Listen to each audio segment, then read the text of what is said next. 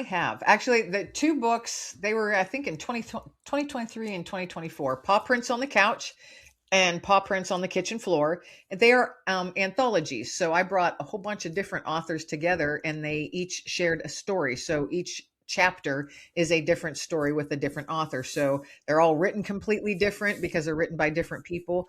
But the stories that it's how the pets have enriched their lives, changed their lives, at times saved their lives, how they've brought in patience and grace and love and unconditional love and all of that. And those of us with pets, we know that feeling well, Do. and it's why we have pets in our lives.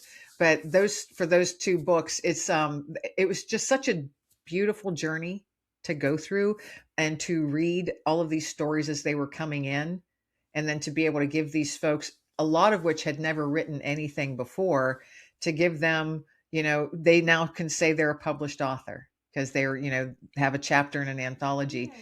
But they also just, it was such a great time for them to share their love of their pet, many of which had already passed on. And so they were able to share the stories. Some of them were silly, some of them were laugh out loud, like, bust a gut laugh and silly. Yep. Some of them were written from the pet's point of view, like through the pet's voice. And just so unique. Every story is so unique. And if everybody can't resonate with all of the stories, they're going to resonate with one, two, or three of them in those books. So it's Absolutely. kind of like a chicken soup for the soul Yeah. type of books is what they Yeah. are. Um, but it was so fun to give a platform to people, and then because who doesn't want to share stories about their Well, pets? so true. You I know? mean, I was like in Yeah. a car with some folks, and everyone else was talking about their lives and such. And what was I talking about? I was talking about a cat that has long since died, but was just a funny story. I'm like, just Yeah, I do the same. I do the same.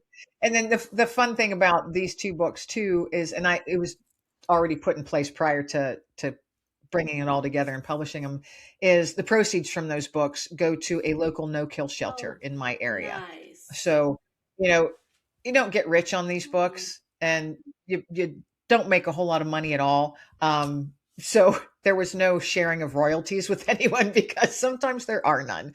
So every quarter, if there's enough that makes a decent donation, I will every 3 months send, or sometimes it's 6 months, send a donation to the no kill shelter on behalf of all of those co-authors. So, every little bit helps for those shelters. So that's, my little bit that I can do with those books. So that was another reason why I did that as a sort of fundraiser to help this no kill shelter out, because they do amazing things in this area.